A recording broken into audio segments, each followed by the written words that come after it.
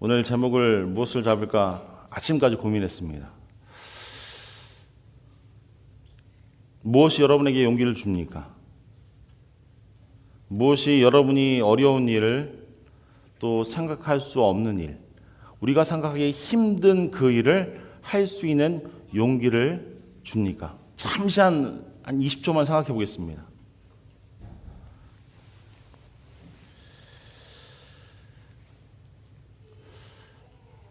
우리 어려서부터 TV를 보고 우리가 자랐습니다. 그리고 스포츠를 보며 자라셨다면 어느 순간 레드불이라는 메이커를 보셨으리라 생각합니다.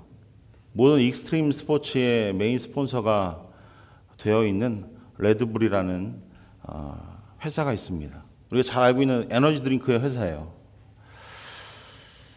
축구나 농구에 대해서 말씀드리는 것이 아닙니다. 물론 몇 팀이 있긴 하지만 그 레드불이라는 회사가 스폰서를 맡고 있는 그 운동 경기들을 보면요, 어떤 경기가 있습니까? 스키, 스카이다이빙, 클리프 다이빙, 엑스게임, 스키, 번지점프, 여러 가지 사이클, 서핑, 여러 가지 많은 것들이 있습니다. 그리고 우리가 그런 스포츠를 보면서 생각이 되어지는 것은 무엇입니까? 뭔가 역동적인 것. 에너지가 필요할 때 꼭 그 레드불이라는 음료수를 먹어야만 그 운동이나 어떤 것들을 할 수 있을 거라는 그런 착각을 불러오게끔 그런 운동들을 서포트합니다.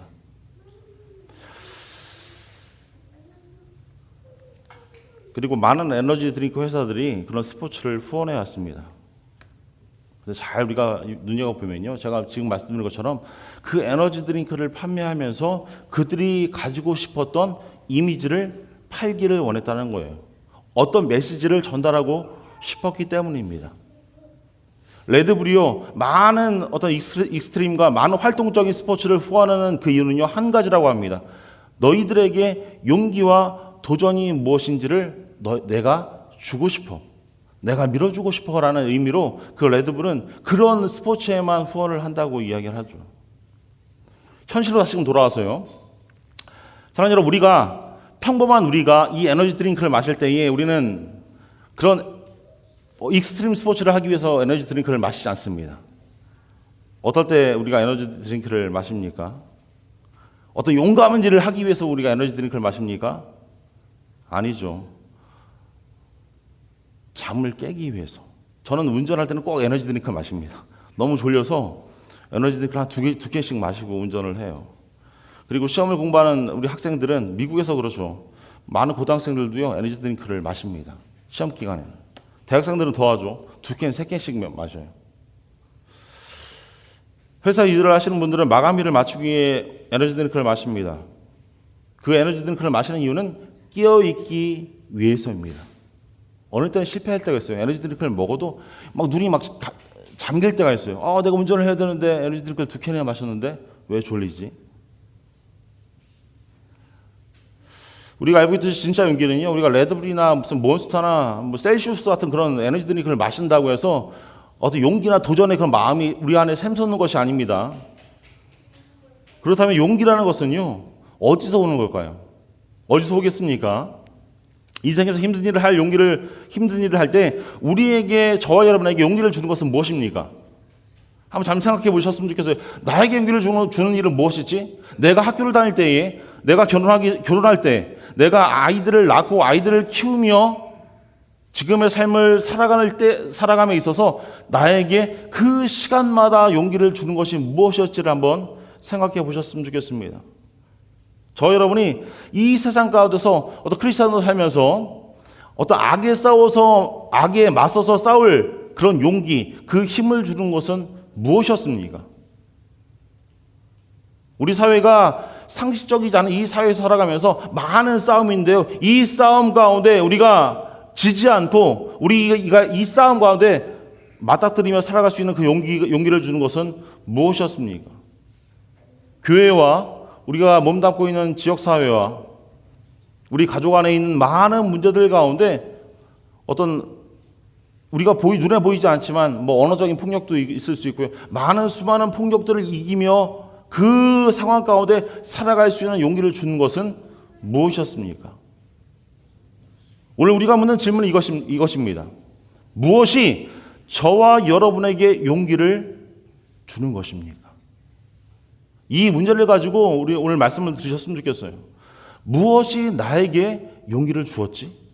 무엇이 오늘 말씀 가운데 나에게 용기를 주는 것이라고 이야기하고 있지? 오늘 본문에서 우리가 묻는 질문입니다. 오늘 본문의 말씀 보시면요, 히브리 산파 십브라라는 사람과 부하라는 사람이 등장합니다. 이 십브라와 부하가 애굽, 그 이집트의 왕 파라오에 맞서서 싸우는 장면이 우리가 오늘 읽은 본문의 말씀입니다. 싸운다고 표현하면 안 되겠죠. 체급이 다르니까. 하지만 하나님의 편에서 볼 때에, 우리가 크리스천들의 눈으로 볼 때에 이 십브라와 부하와 애굽 왕과의, 이집트 왕과의 싸움이 오늘 본문의 말씀입니다. 기억하시겠지만 창세기 마지막 부분에서 이집트 왕은 이집트의 모든 땅과 사람들을 소유했습니다. 바로는요, 파라오라고 말씀드리겠습니다. 파라오는 매우 이렇게 강력한 사람이었습니다. 그리고 우리가 잘 알고 있듯이 강력한 사람들은요, 보통 자신들이 원하는 것을 얻습니다. 그죠? 상식적으로 그렇죠. 내가 힘이 있으면 무엇이든 다 얻을 수 있잖아요. 내가 이야기하면 다 되잖아요. 그것은 그 당시와 마찬가지로 현실에서도 오늘날에서도 볼 수 있는 현실입니다. 우리는 매일 우리 시대에 그런 걸 보죠. 러시아 푸틴 같은 사람들이 그렇잖아요. 강력한 지도자라고 여겨지는 그 푸틴은요, 몇 년 동안의 전쟁 속에서도 개인적으로 아무런 영향도 받지 않고 있습니다. 몇 년 동안 아무런 영향도 받지 않은 채 지속적으로 다른 나라와 우크라이나와 많은 다른 나라들과 전쟁을 벌이고 있습니다. 쉽게 예를 들면 어떤 사람들은요, 죄를 지어도 감옥에 가지 않습니다.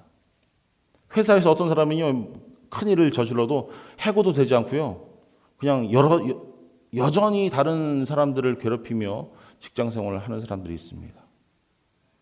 수많은 강력한 힘을 가진 사람들은요, 온 나라가 며칠 동안 먹고 마실 음식과 물을 삽시간에 낭비하는 모습들을 우리는 볼 수 있습니다.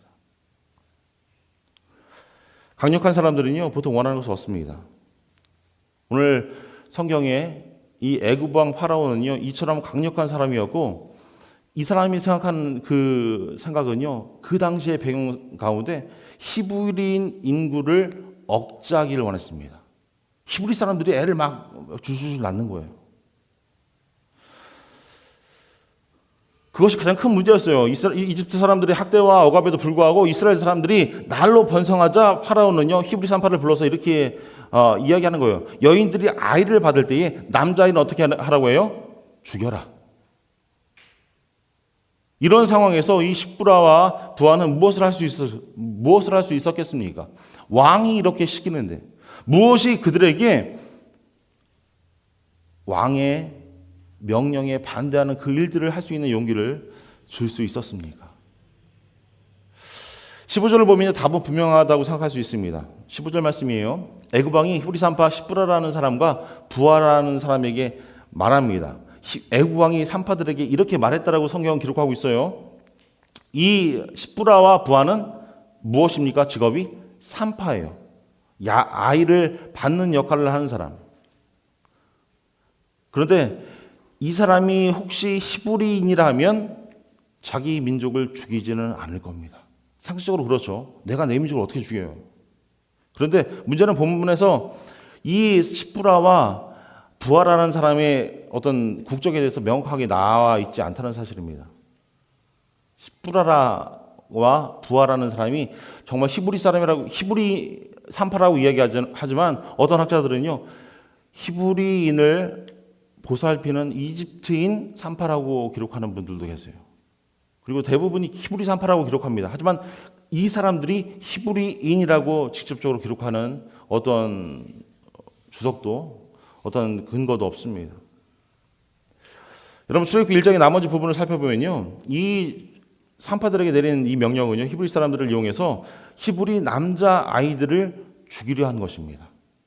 이것이 실패하자 이집트 왕 자신이 스스로 나서서 자기의 백성, 자기의 측근들을 이용해서 나일강에 그 아이들을 던져버리라고 명령한 말씀이 우리가 쭉 보면 마지막에 말씀에 나와 있죠.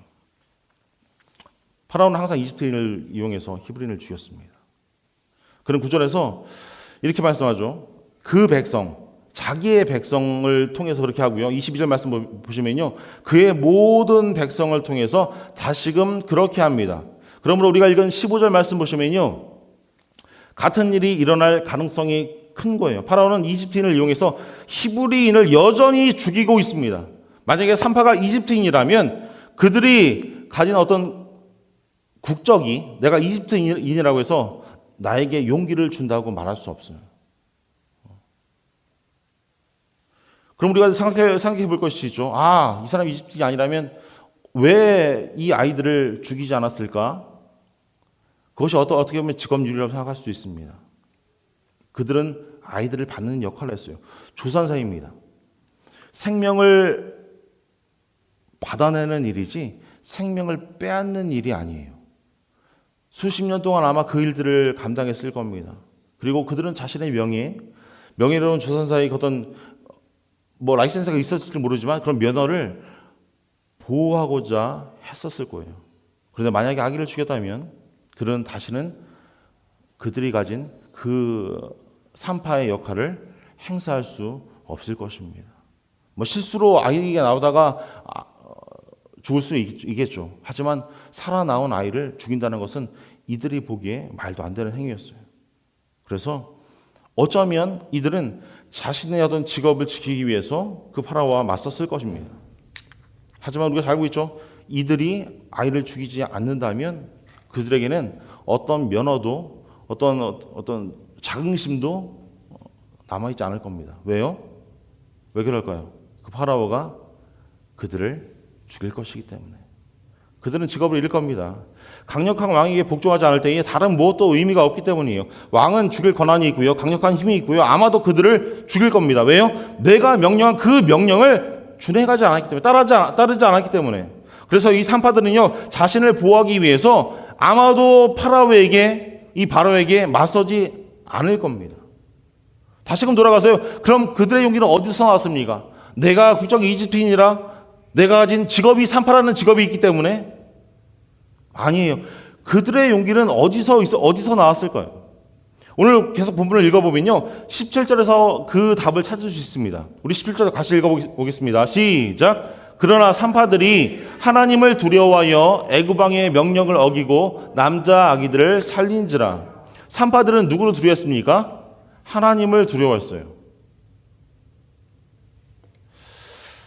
그들은 이집트 왕이 명령한 대로 하지 않고 남자아이들을 살려두었습니다. 산파들이 가진 용기는요, 자신의 어떤 국적이나 직업에서 나온 것이 아니라 우리 하나님, 우리 주님을 두려워하는 마음에서 나왔다는 사실입니다.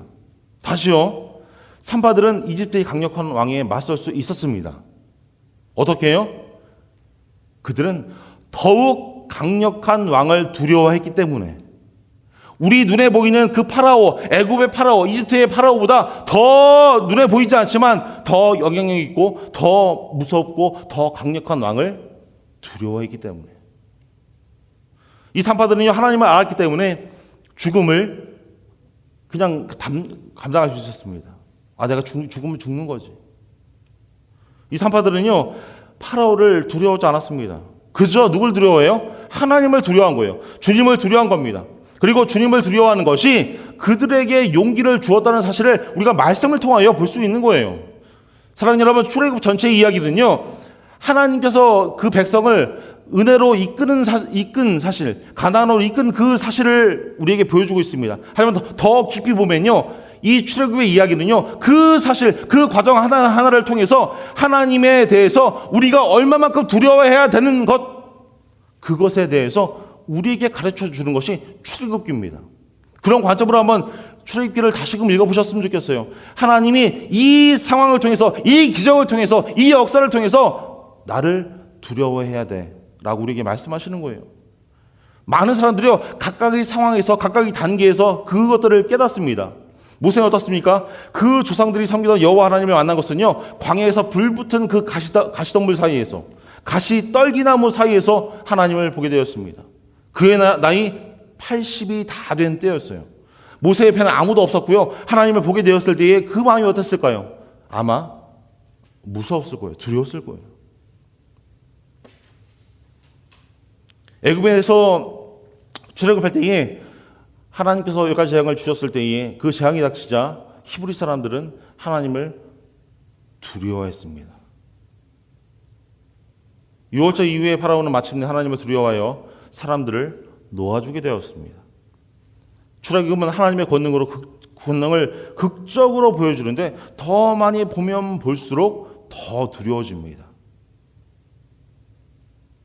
이 모든 것들이 아무 힘도 없는 것 같은 이 두 명의 산파로부터 시작이 되었어요.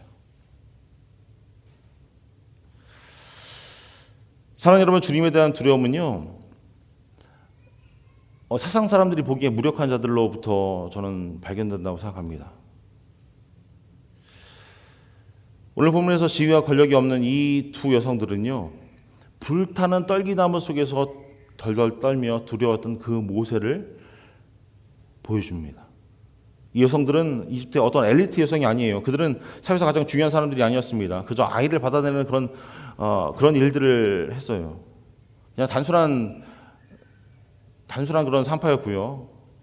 그것이 그들을 주님을 두려워할 수 있는 최고의 후보자로 만들었습니다. 가장 단순하고 가장 연약한 사람들을 사용하시는 것. 사랑하는 여러분, 하나님을 두려워한다는 것은요, 하나님을 아는 겁니다. 우리가 신앙생활 하면서 불현듯 우리가 드는 생각은 무엇입니까? 두려운 하나님을 두려워해야 돼요.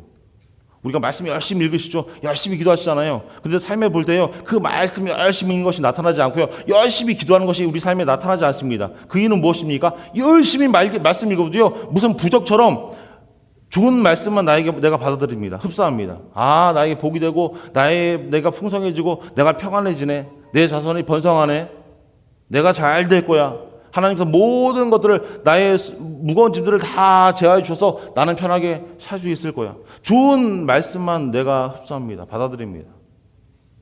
그리고요, 나를 불편하게 하는 말씀들은 받아들이지 않습니다. 사랑하는 여러분, 우리가 기도하고요, 말씀 보면서 알아야 될 것은요, 하나님은 두려운 분이라는 사실입니다. 하나님을 두려워야 돼요. 내가 이 행동을 했을 때 하나님 어떻게 생각하실까? 내가 이 말씀을 가지고 내가 이렇게 기도할 때 하나님 어떤 마음으로 이 기도를 들으실까?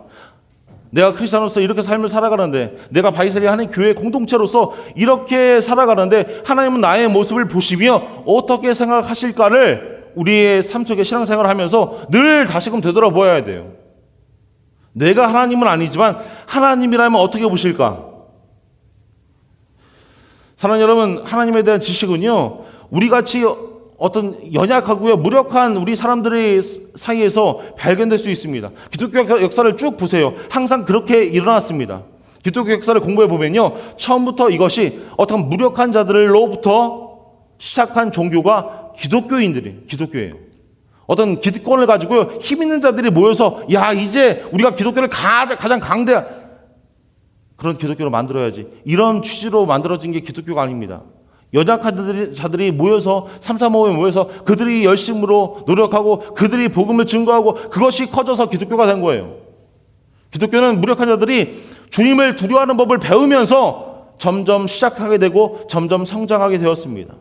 그리고 강력한 자들이 그 기독교 내에서 등장할 때마다 교회의 불길은요, 다른 곳으로 번져갔습니다. 넘어갔어요. 예루살렘에서 어디로 넘어갔습니까? 유럽으로 넘어가고요. 유럽에서 미국으로 넘어오고요. 미국에서 남미로 넘어갔습니다. 그리고 지금은 아프리카와 아시아로 넘어갔다고 이야기하죠. 근데 말씀 가운데 제가 오해하지 않으셨으면 좋겠습니다. 제가 부유하고 특권을 누리는 사람들이 하나님을 알 수 없다고 말씀드리는 것이 아니에요. 제가 말씀드리는 것은요, 우리가 모든 자원, 모든 수단들을 우리 스스로 가질 때에 우리에게 하나님이 필요하다는 것을 인식하기가 더 어렵다는 사실입니다. 다시금 말씀드립니다.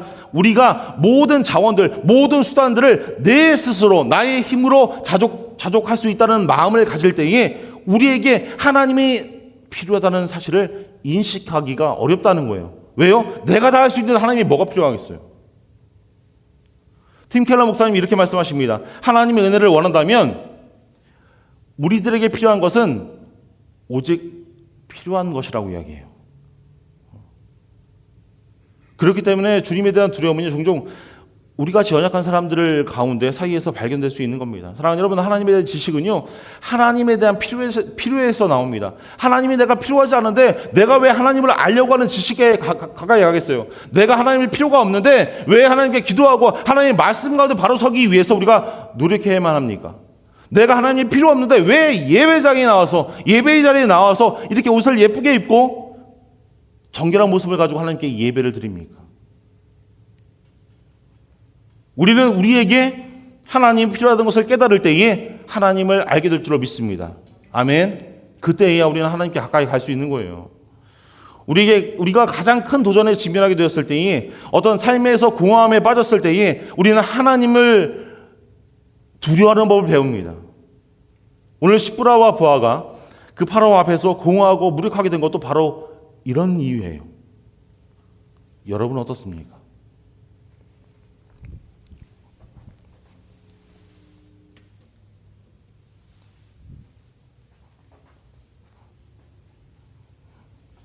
여러분 어떻습니까? 여러분은 그러신 적 있으십니까? 세상이 주는 악의 직면에서, 아니 세상이 주는 어려움 때문에 완전히 무력함을 느낀 적이 있으십니까? 여러분 앞에 주어진 그 도전이 우리가 가진 그 힘을 넘어선다고 느껴진 적이 없으세요? 저는 수많은 기억이 있는 것 같아요. 아, 내가 이거밖에 안 되는구나. 내가 도저히 넘을 수 없구나. 아, 내가 한 걸음만 더 넘어가면, 한 뼘만 더 손을 뻗으면 넘어갈 수 있을 것 같은데 그 한 뼘이 뭐 수십 미터 같아요. 바로 그 순간에 우리 주님을 두려워하는 용기를 우리는 찾을 수 있습니다. 저와 여러분이 절대적인 무력감을 경험할 때에 우리는 하나님의 영원한 강력함에 더욱더 가까이 갈 수 있어요. 그래서 우리가 느끼는 무력함은요, 주님을 두려워할 기회입니다. 그리고 주님을 두려워하는 것은요, 우리에게 하나님이 주시는 용기의 시작입니다. 제가 이렇게 말씀드리면 우리 사랑하는 가족들의 마음 가운데 두 가지 반응이 떠오르실 거라고 생각합니다. 하나는 야, 그래 인정하실 수 있고요. 그래서 마음 가운데 그래, 나도 무력하지만 하나님이 주시는 그 두려움 가운데 내가 용기가 불타오를 거야, 이런 기분이 드시는 분도 계시고요. 또 어떤 분들은 마음속에 이렇게 많은 용기를 가지고 내가 뭘 할 거야? 뭘 할까? 하나님을 두려워하는 마음을 그렇게 가지고 내가 용기를 얻었다면 내가 무엇을 할까? 이런 질문이 아마 우리들 마음까지 드실 줄 압니다. 오늘 산파들의 이야기는요, 주님을 두려워하는 데서 나오는 용기로 무엇을 할 것인가를 우리에게 보여줍니다. 그런데 오늘 말씀 가운데 우리 사랑하는 가족들 중에 일부는요, 용기라는 것이 전혀 우리에게 삶에서 힘을 내도록 격려하지 못한다고 생각할 수도 있습니다. 용기? 내가 그거 갖다가 살 수 없는 것 같은데 용기만 있다고 어떻게 살아?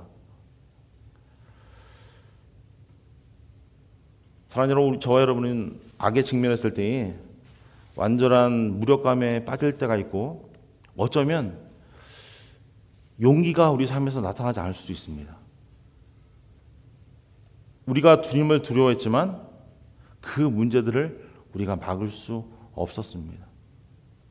그리고 그걸 경험하며 살아갑니다. 억압받는 사람들을 위해 일어날 수 없었고요, 나 자신을 위해 스스로 일어날 수 없었습니다. 그렇다면 오늘 말씀을 주목해 보십시오.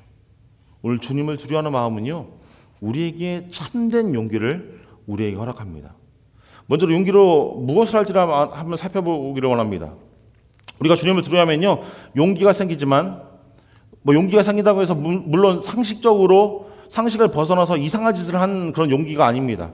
오늘 시브라와 부하가 용기가 생겨서 그 파라오 앞에서 소리 지르며 사태질하며, 야, 말하지 마, 그 말도 안 되는 얘기하지 마, 뭐 왕에게 뭐 물건을 던진다거나 이상한 짓을 한 그런 용기를 이야기하는 것이 아니에요. 그 반대입니다. 주님을 두려워하면요, 폭력을 끊는 용기가 생겨요. 출애굽기의 초반부는요, 여인들의 이야기가 시작됩니다. 그래서 여자의 중요성에 대해서 설교할 때 꼭 출애굽기 1장을 이용하죠. 출애굽은 시브라와 부하로 시작하지만 모세의 어머니였던 요게벳, 그리고 파라오의 딸, 모세의 누나였던 미리암, 그리고 이어지는 쭉 보시면요, 나중에 모세의 부인이었던 시보라로 이어집니다. 어떤 이런 가부장적인 맥락에서 출애굽은요, 모세를 구하기 위해서 목숨을 걸었던 6명의 이 여성을 언급합니다. 생각해 보세요. 이 파라오 애굽 왕의 딸을 제외하고 다른 여성들 모두는 실패할 가능성이 매우 높았습니다. 모세를 숨기고요, 거짓말하고요. 이 여성들은 강력한 통치자로부터 아기를 구하기 위해서 목숨을 걸었어요. 목숨을.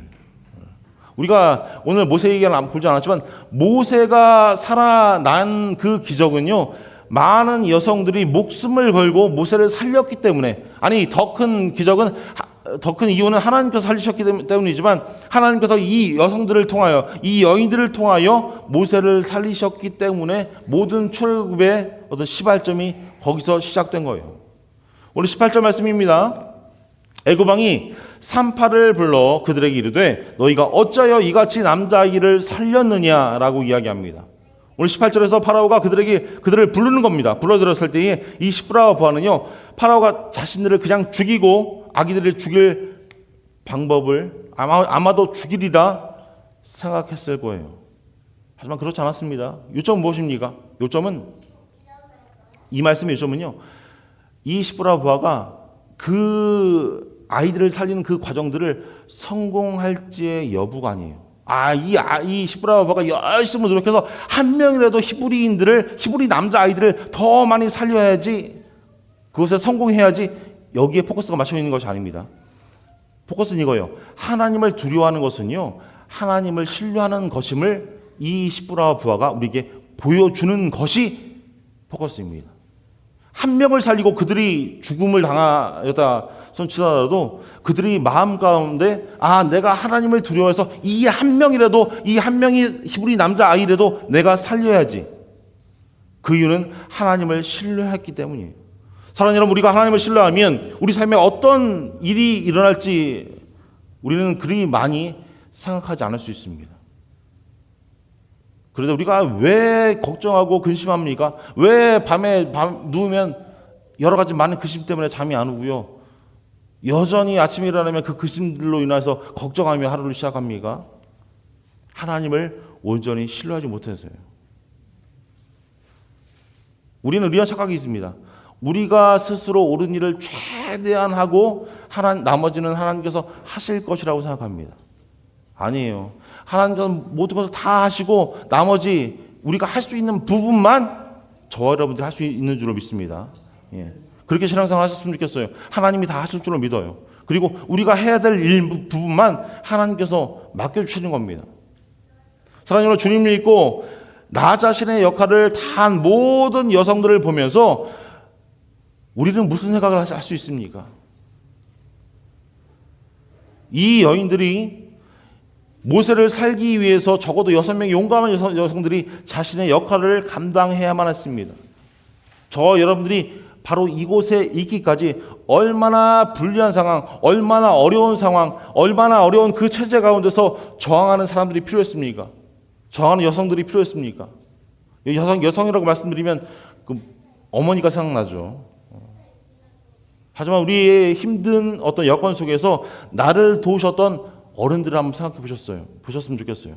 신앙의 선배들을 생각해 보셨으면 좋겠습니다. 저는 제 목회 생활에 많은 도움을 주었던 권사님들이 계세요. 지금도 목숨 걸고 기도하시는 권사님들이 계십니다.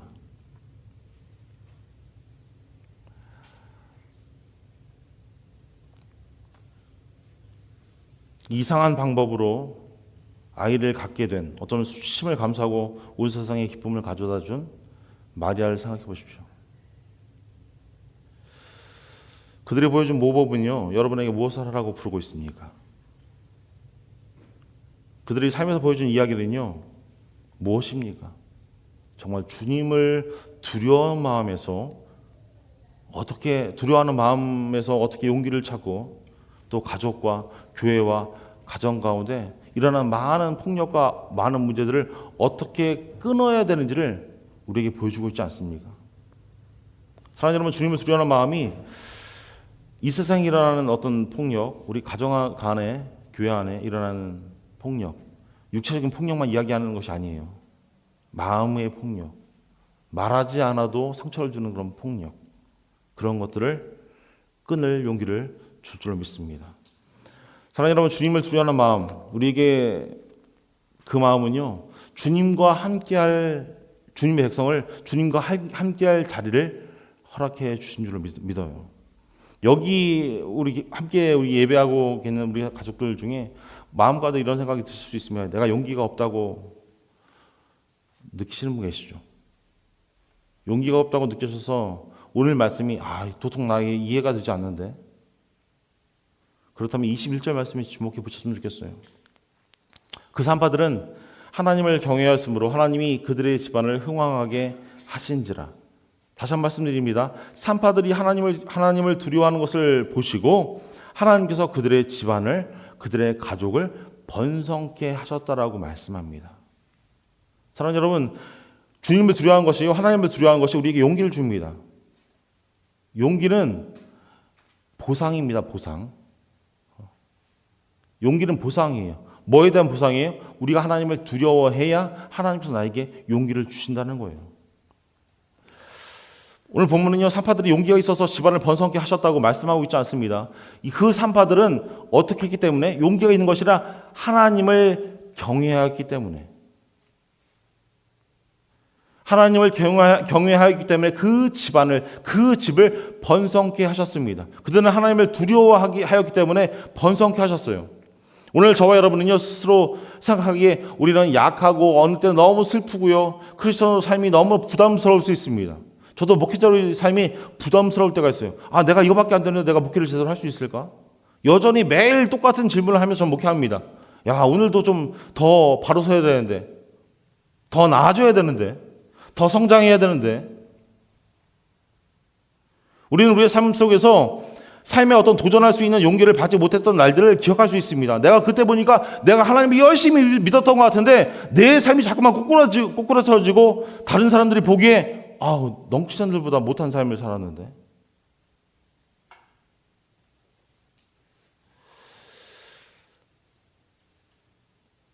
우리들의 삶에 열매가 없을 때가 있습니다. 그 삶을 되돌아보면 우리는 생각하죠. 우리가 용기 때문에 우리가 보상을 받는 것이 아니라 하나님에 대한 두려움 때문에 우리는 보상을 받을 수 있습니다. 그때는 그냥 삶에 대한 어떤 용기를 가졌기 때문에 우리가 열매를 맺으려고 노력했을 수 있어요. 중요한 것은요, 우리가 무엇을 하느냐가 아니라 우리가 누구를 알고 있느냐. 우리가 누구를 알고 있느냐가 중요합니다. 오늘 21절에서 집안이라는 단어는요, 실제로 집, 가정을 의미합니다. 오늘 20절, 21절 다시 한번 봉독해 올립니다. 하나님이 그 산파들에게 은혜를 베푸셨어요. 그 백성은 번성하고 매우 강해지니라. 21절이에요. 그 산파들은 하나님을 경외하였으므로 하나님이 그들의 집안을, 그 집을, 가정을 흥왕하게 하신지라. 하나님이 이렇게 산파들에게 큰 은혜를 주셨습니다. 어떤 은혜를 주셨어요? 하나님은 그들에게 가정을 주셨어요. 그 당시 배경이 이렇습니다. 그 당시 산파들은요, 독신이었습니다. 모든 시간과 노력을 산모에게 기울이기 위해서 그런 의도로서 혼자 살았다고 해요. 역사적 배경으로 볼 때에. 그러므로 이런 상황에서 이들이 자신의 가정을 갖는다는 것은요, 기적에 가까운 일이었습니다. 그래서 오늘 성경은 이렇게 21절에 이렇게 이야기하는 거예요. 하나님의 그들의 가정을, 집안을 흥왕하게 하신지라. 하나님이 이 같은 기적을 베푸셔서 이들도 행복한 가정 안에서 즐길 수 있도록 남편과 자녀들을 허락해 주셨어요. 하나님이 이 산파들의 가정을 주셨을 뿐만 아니라 그의 이름이 성경에 기록해 세세토록 기억하게 하셨습니다. 우리가 그래서 읽잖아요, 오늘처럼. 이 산파 이름이 무엇입니까? 십부라와 부하. 어찌 보면 그 당시에 그냥 여러 많은 산파 중에 두 명이었지만 이 두 명의 이름은 성경에 기록하게 되었습니다. 그리고 그들에 대한 하나님의 보상은 하나님의 백성으로 입양되는 것이었어요. 사랑하는 여러분, 말씀 마치도록 하겠습니다. 사랑하는 여러분, 우리가 주님을 두려워하는 것은요, 우리에게 용기를 줍니다. 믿으십니까? 아멘. 어떻게 두려워하는 것이 용기를 주지? 라고 지금도 반문하실 수 있어요. 마음 가운데 두려워해 보십시오. 그럼 용기가 샘솟을 줄로 믿습니다. 근데 하지만 더 중요한 것은요, 훨씬 중요한 것은요, 주님을 두려워하는 것이 우리에게 그분의 백성과 하나님의 백성과 함께할 자리를 우리에게 준다는 겁니다. 우리가 우리 자신을 비워서 하나님을 온전히 알고 하나님을 신뢰하고 예수 그리스도의 계시 안으로 하나님을 계시 안에 들어가서 우리가 하나님을 전적으로 신뢰한다면 우리는 하나님의 백성으로 입양되고 우리는 하나님의 자녀가 될 것입니다. 그 길로 우리를 이끄실 것입니다. 그리고 사랑하는 자녀처럼 우리는 매일 아버지를 기쁘게 하기 위해서 최선을 다해야 할 것입니다. 우리는 평화 속에서 하나님의 은혜로 하나님께 그렇게 해야 합니다. 사랑하는 여러분, 주님에 대한 두려움이 우리에게 하늘나라 영원한 처소, 그 영원한 집으로 우리를 이끌 것이라는 사실에 우리가 확신을 가졌으면 좋겠어요. 그리고 기억하십시오. 주님에 대한 두려움이 용기의 시작입니다. 기도하겠습니다.